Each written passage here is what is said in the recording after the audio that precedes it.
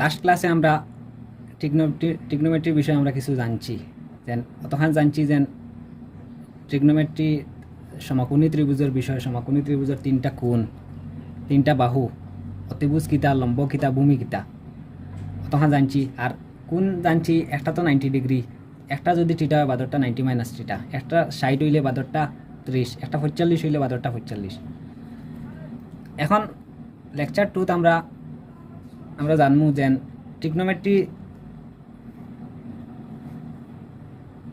সমকোণী ত্রিভুজ একটা আমি আঁকিলাই আবারও এ বি সি, যেটার তো অতিভুজ একটা 90 ডিগ্রি ঠিক সামনের বাহু অতিভুজ। এটা আমরা আগের ক্লাসে হইলিছি, যারা যারা দেখছো না লাস্ট লেকচারটা দেখলে ভালো হইব।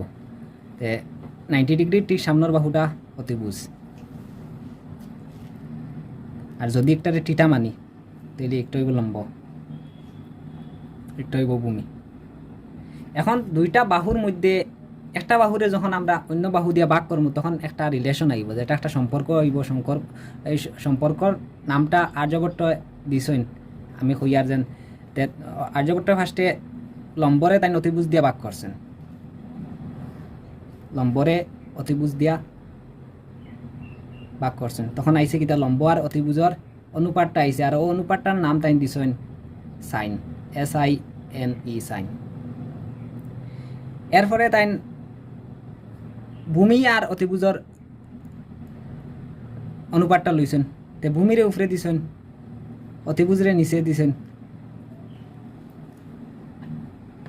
যে সম্পর্কটার নাম তাই কোসাইন দিছেন।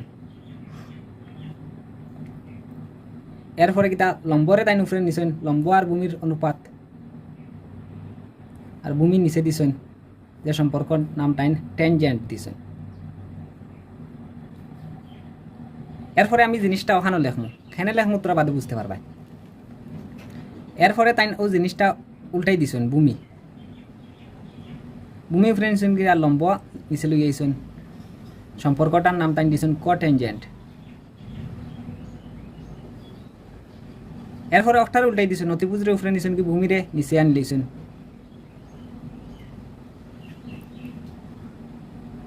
সম্পর্কটার নাম তাই সেকেন্ড দিছেন।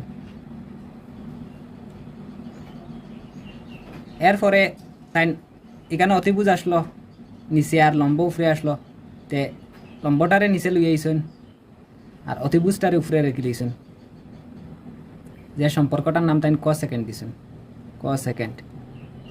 স্পেলিং একটু মিস্টেক হইতে পারে, তে আপনারা এগুলো দেখি লিখবা।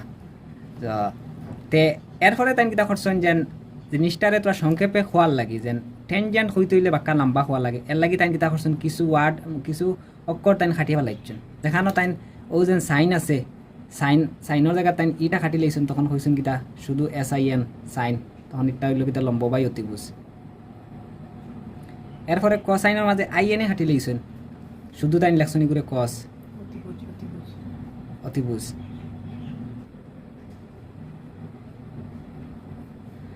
কস লিখে লাইছেন, এটা হইল ভূমি বাই অতিভুজ। এরপরে তাই GENT খাটি লাইছেন, খাটিয়া শুধু এগুলোর নাম তাই দিয়েছেন 10, যেটা হইল কি তার লম্ব বাই ভূমি।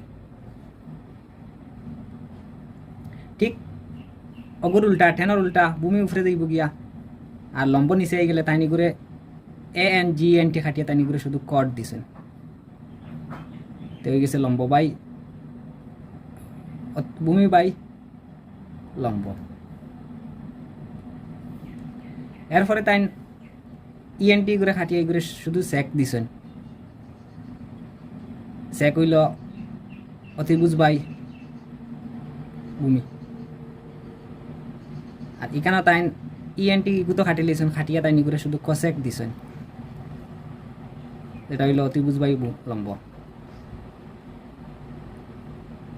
তে ও যেন ছয়টা আমি লেখছি, ও ছয়টা না শিখলে তুমি তাই যেটা এক্সারসাইজও গেলে কিছু প্রবলেম আছে, এগুলো তুমি সলভ করতে পারতে না যদি ও ছয়টা শিখতে পারে না, তাহলে তোমার ছয়টাই তোমার শিখা লাগতো না, 3টাই গেলে খাম হয়ে যাইব। যেটা সাইন কস টেন, সাইন হইল লম্ব বাই অতিভুজ, কস হইল ভূমি বাই অতিভুজ, টেন হইল লম্ব বাই ভূমি। তখন 10 যদি শিখিলাও তাহলে কট হইলে দিতে পারবা, ওখানে ডাইরেক্ট উল্টাই দিবা। আর কস লিখে লইলে তুমি সেকটা পাইতে হইলে কসরে উল্টাই দিবা, সেকাই গেল আর কসেক পাইতে হইলে তুমি সাইন দিয়ে উল্টাই দিবা যেমন আমি যদি সাইন 4/5 লিখি তাহলে এখানে কসেক যদি আমি জিকাই তাহলে কসেক হয়ে যাব কিটা 5/4 মানে ডাইরেক্ট উল্টি দিব কস যদি আমি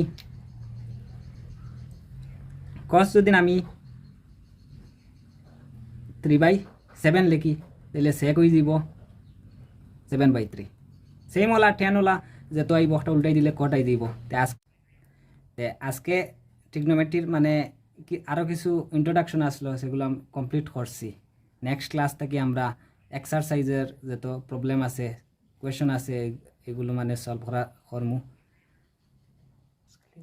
আজকের লাগে অতটাও শেষ